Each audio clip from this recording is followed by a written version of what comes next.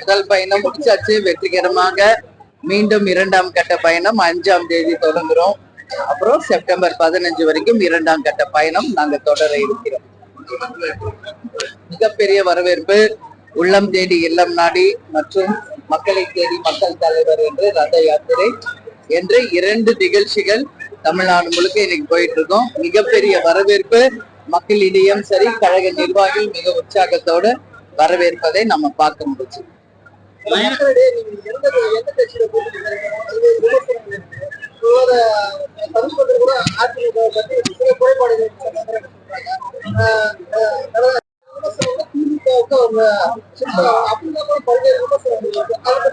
நான் தெளிவாக பல முறை பல பிரஸ் மீட்ல சொல்லிட்டேன்.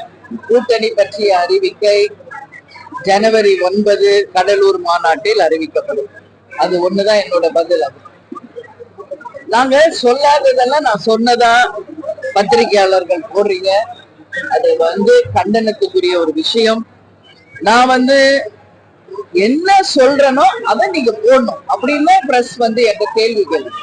நாங்க சொல்லாத ஒண்ணு நான் சொன்ன மாதிரி போடுறது, திருச்சி போடுறது, அது மன்னிக்க. நான் அது ரொம்ப ஹர்ட் ஆயிடுச்சு எனக்கு. அது தவறான ஒரு விஷயமாக அது ஸ்ப்ரெட் ஆகுது. நாங்க என்ன பேட்டி கொடுக்குறோம், நாங்க என்ன சொல்றோமோ அதை பிரசுரம் பண்ணுங்க. அதை விட்டு நாங்க சொல்லாததை எக்ஸ்ட்ரா வேர்ட்ஸ் நீங்களே போட்டு எக்ஸ்ட்ராவா சொல்றது தப்பு. ஏன்னா ஒரு லீடராக நாங்க என்ன சொல்றோமோ அதுதான் மக்கள் கிட்ட நீங்க கொண்டு போய் சேர்க்கணும். நாங்க சொல்லாதது நாங்க எங்க கட்சி நிர்வாகி கிட்ட பேசுறதெல்லாம் நீங்க டெலிகாஸ்ட்ல நான் சொன்ன மாதிரி சொல்றது மிக மாரி கண்டனத்துக்குரிய விஷயம். அண்ணனை பத்தி, எடப்பாடியாரை பத்தி நான் சொன்னதாக மிக தவறான ஒரு செய்தி தொலைக்காட்சிகளை பரவுது.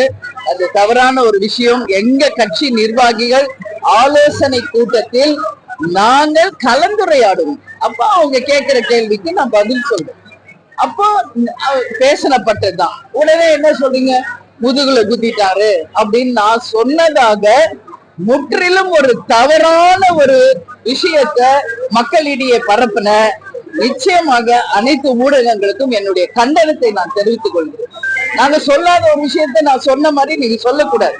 அந்த வார்த்தை என் வாயில வரவே வராது. நான் இது வரைக்கும் பேசினது கூட கிடையாது. எங்க கட்சி நிர்வாகின்னா நாங்க எது வேணாலும் ஆலோசனை பண்ணுவோம். அதெல்லாம் பிரஸ்ட சொல்ல முடியும். பிரஸ்ட நான் என்ன பேட்டி கொடுக்கிறேனோ அதை தான் நீங்க போடணும்.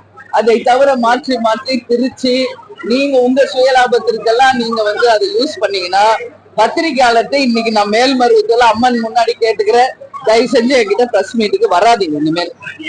நான் அவ்வளவு தூரம் உங்களுக்கு ரெஸ்பெக்ட் பண்றேன். எந்த ஆளு டெய்லி உங்களை கூப்பிட்டு பிரஸ் மீட் கொடுத்துட்டு இருக்காங்க யோசிச்சு பாருங்க.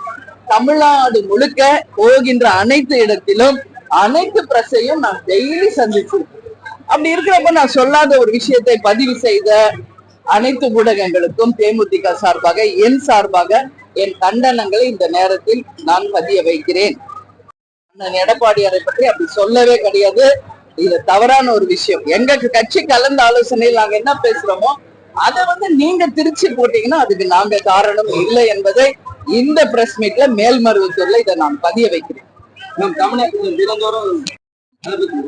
நான் ஒவ்வொரு பிரஸ் மீட்ல சொல்றதுதான் நீங்க மறுபடியும் கேட்ட கேள்விதான் கேக்குறீங்க. சட்டம் ஒழுங்கு மிகப்பெரிய கேள்விக்குறியா இருக்குன்னா எல்லா இடத்துலயும் நாங்க சொல்றோம்.